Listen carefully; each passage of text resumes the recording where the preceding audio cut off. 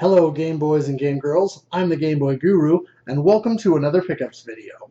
I had a chance to do some impromptu game hunting today, very unexpectedly, so I went out looking and hit a couple of spots that I like to go and picked up a few things, so let's take a look. First stop I made was a game store that I used to frequent a lot many years ago when I lived in the community that it's in.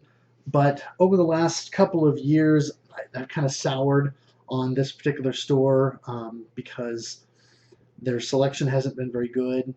And also, the last couple of times I went in there, I had a relatively bad experience. But since I was in the neighborhood, had a few minutes, I decided to stop in and just take a look. So I did, and I'm glad I did because I got a couple things and I felt like this time I had a really good experience. So it was worth doing.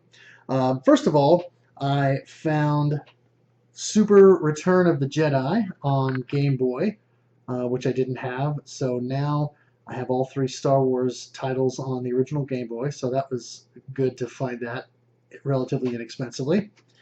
And I also picked up The Legend of Zelda Link's Awakening. This is the original gray Game Boy version. I actually bought the Link's Awakening DX as a new release when I bought my Game Boy Color new. And so I've kind of been holding off on buying Link's Awakening, the original version, even though I plan on playing and reviewing it and so forth. I kind of been holding off because I've never been able to find it at a decent price. I didn't want to pay a whole lot because I already owned the superior version of the game. But I thought this was a decent enough price, and even though it's got a pretty faded label, I thought, well, I'm probably not going to find it much cheaper, so I might as well. I also picked up, for those of you who watched my first pickups video, you'll know that I grabbed the Wii U versions of Disney Infinity 1.0 and 2.0. So I got myself a base. So hopefully, over the next few months or whatever, I'll be able to start slowly collecting some of the figurines so I can kind of explore this a little bit. Even though they've discontinued the Disney Infinity series, I'm hoping that figurines will start to plummet in price and then I can pick some up dirt cheap and start to play around with this. The next stop that I made was at a Goodwill electronics store. Now I frequent the two Goodwill locations in my area a lot, but in this larger community they have several regular Goodwill stores, and then all of the technology stuff goes to Goodwill Electronics. So other than the odd game or item that I might find at one of those other places, for the most part you have to go to Goodwill Electronics in this town in order to get anything gaming related. So I went and I found a few things. First of all, I got SSX on tour for PSP, one I didn't have yet and was dirt cheap, so I decided to pick that up. It's complete. I only buy PSP games that are complete unless I'm buying them in larger lots. So anyway, this is one that I needed to complete my set because I'm going for a full, complete PSP set. Next up, I grabbed a couple of Game Gear games. One of those is NBA Jam Tournament Edition, if I can pronounce that correctly. So I've already got NBA Jam, now I've got Tournament Edition, so now I have both NBA Jam and NBA Jam TE for Game Boy and Game Gear.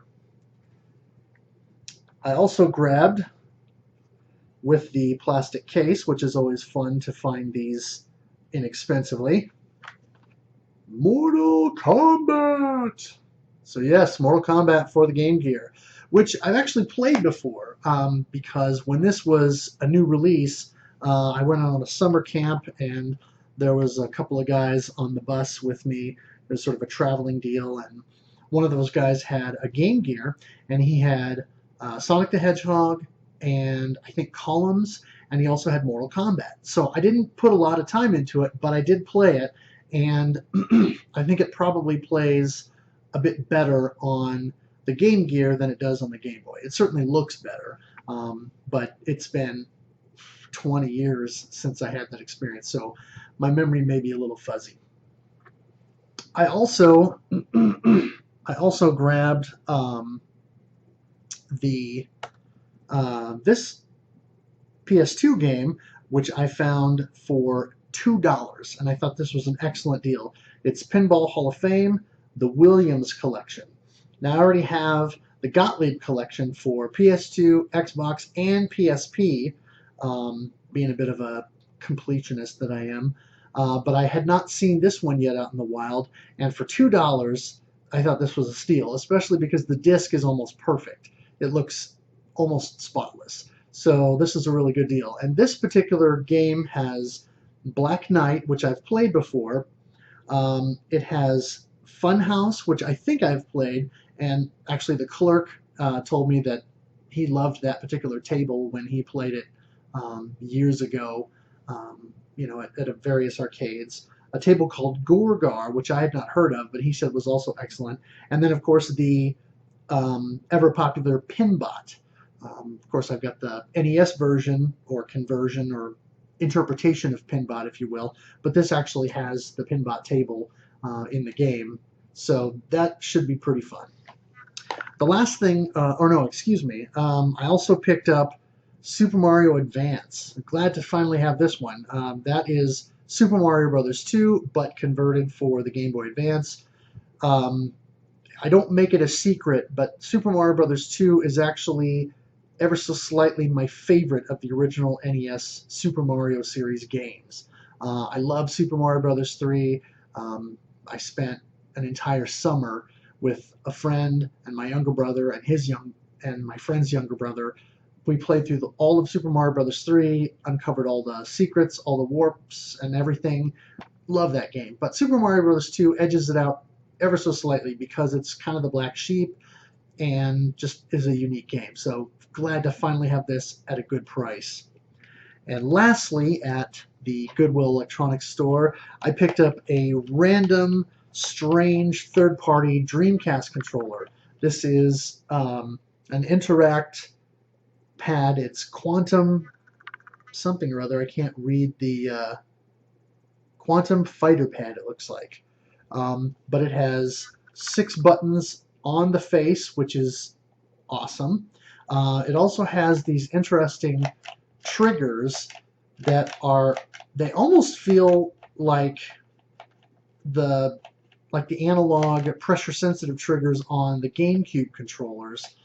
This one's a little sticky, so that's probably why it feels like that. This one is relatively smooth, but it's interesting. 2 VMU slots or memory card slots, and I guess there's some programming that you can do. So I'm assuming that's what the C and the Z buttons are for, so that those can be programmed perhaps to simulate your shoulder buttons, so that for fighting games you can do that right on the pad. Sadly, I don't have any Dreamcast fighting games, but I love playing fighting games, even though I'm not great at them. So at some point, once I get Marvel vs. Capcom or a couple of the other Street Fighter games like Third Strike or something like that, then hopefully I'll be able to make better use of this. In the meantime, I'll probably check it out and see how the analog stick on here compares to the stock Sega pads and whether or not this D-pad is any good. It feels okay, but who knows. So that's all I got from Goodwill Electronics. I also stopped at another game store that I frequent and picked up a handful of complete PSP titles, which I always love to do, because as I said, I'm going for a complete US set. So I grabbed SOCOM Tactical Strike, and that gives me at least one copy of all the SOCOM PSP games. I've already had all 3 Fireteam Bravo games, but I did not yet have Tactical Strike, so glad to have that. I got a copy of Patapon. I do already have the standard version of Patapon. This is the greatest hits version, and so as I'm going for a complete set, I'm going for both Black Label and greatest hits and any of them that are favorites. And then I'm also getting the bundles where they put 2 games together in sort of a pack cardboard sleeve, and so I'm getting everything that I can find. So cool to have that.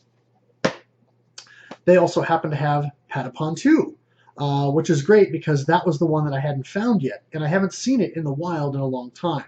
They had 2 copies, one with a manual, one without, but they were the same price. So I grabbed the one with the manual, of course, and felt like that was a good deal at that price. I also got Midway Arcade Treasures Extended Play. So this is like a lot of the other Midway Treasures games. Great thing about this is it has a whole bunch of classic Midway games, most of the stuff that you find on the other collections, although there are 3 different Midway collections for consoles. Midway Volume 1 has a lot of older games, Volume 2 has some newer games and includes Mortal Kombat titles, and then Volume 3 is all racing games. So this is sort of like almost like a condensed greatest hits of that stuff, but with only one racing game in the mix. And so it's a lot of classics. It's got the Mortal Kombat games, all 3 of them, Mortal Kombat 1, 2, 3 arcade versions, and then Championship Sprint is the only racing game on there. So this should be fun. Looking forward to putting some time into that. Surprisingly, I did not have either of the Tekken games for PSP, so I grabbed Tekken Dark Resurrection, and I'm kind of I would call myself a moderate fan of the Tekken series. I think my favorite fighting game series of all time is Street Fighter in general. I'm kind of a Street Fighter 2, Super Street Fighter 2 Turbo guy. But when my wife and I first got our PlayStation, we bought Tekken 2 and then Tekken 3, and we put tons of time into Tekken 3. I haven't put nearly as much time into 4 or 5 yet, just because now I've got a big collection and my backlog is huge. But as much time as I put into Tekken 3, I know I'll enjoy playing this at the very least. I also found Aliens vs. Predator Requiem, and don't really know much about this, so could be interesting. We'll see what that one's like. And as a bit of a bonus, I also grabbed Dirt Cheap, a UMD Music DVD, which is one of the classic album series, and it's the making of Pink Floyd's Dark Side of the Moon.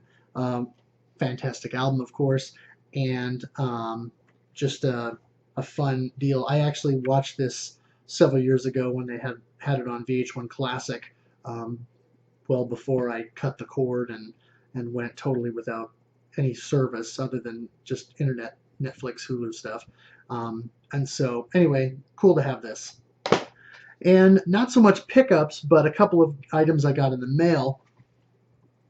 And one of those is, this is a Maitre gamepad. Now, for those of you unfamiliar, there are a number of devices that you can buy, streaming devices that run Android, and they operate in similar fashion to an Android tablet, but you use a wireless remote or like a wireless keyboard mouse combo in order to operate them. And so I have a Maitre G-Box Q. That's the actual Android streaming device that I have, and I use that to run Netflix, Hulu, YouTube. I have a Plex server on my PC, so I use that app, plus other things like Crackle and Vivo and other things that I can stream on there. Yes, it does Kodi, so I have that, aka XBMC. So I use that, I dabble with that a little bit, but mostly we use the paid services, and then YouTube, and then the media we have on Plex, stuff for my own DVD and Blu-ray collection that I've ripped. But the device has the ability to play Android games as well, and of course there are a number that use a gamepad because of all the stuff that came out on the Ouya. So I bought this. This originally retailed for $25, and then I'm not sure what happened, but they shot up in price to $40. I held off buying one because I didn't want to spend the money on a joypad that I didn't know whether it was any good or not, and B, whether or not I was going to get a lot of fun games to play with it. But when I saw on Amazon that they had plummeted back down to $10, I decided I'll grab one. because I know there's at least a handful of good Android games that use the gamepad. In particular, I wanted to play Maldita Castilla, which was one of the free games that was offered on Ouya, and is basically a huge homage to the Ghouls and Ghosts, Ghosts and Goblins series. So anyway, I grabbed this. It is a wireless pad. It's got a little USB chip dongle that you can plug into the back of the G-Box, and then you pair it, and then it works that way. So it's not bad. I haven't really got a chance to use the analog sticks yet, but the buttons feel good. The shoulder buttons feel good. The D-pad's a little iffy. It may just be because it's new and it's a little stiff and needs to be broken in. But so far, I've been able to play Maldita Castilla with it and have a little bit of fun. I played another Castlevania Symphony of the Night-esque game called Avenger, which is hilarious because it has a lot of really bad English and horribly translated text. I don't know if that was on purpose or if it was just designed by someone who's not a native English speaker. But it's an okay game, and it's fun to mess around with for a few minutes. So anyway, my Maitre gamepad. I know it's also compatible with Windows and apparently the PS3. So I may play with that and just see how it works on my PS3. And last but not least, another item that I got online. This I bought through a Facebook group, and the guy had a handful of Sega Genesis games available. I always like buying Genesis games because I was a big Genesis guy as a teenager.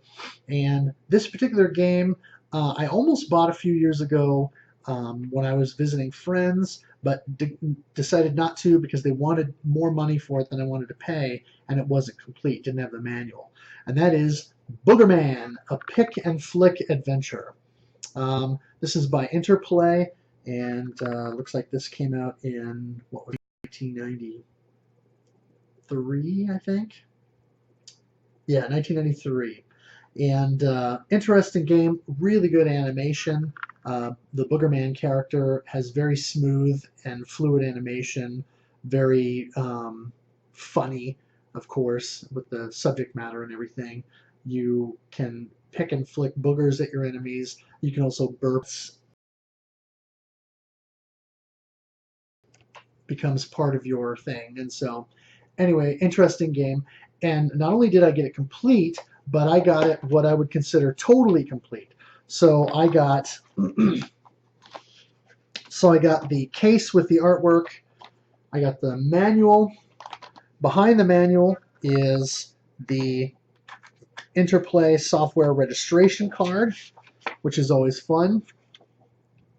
So that was a nice addition. Plus, it came with this excellent poster that is basically an advertisement for Interplay games. And so on one side, you can see it says it has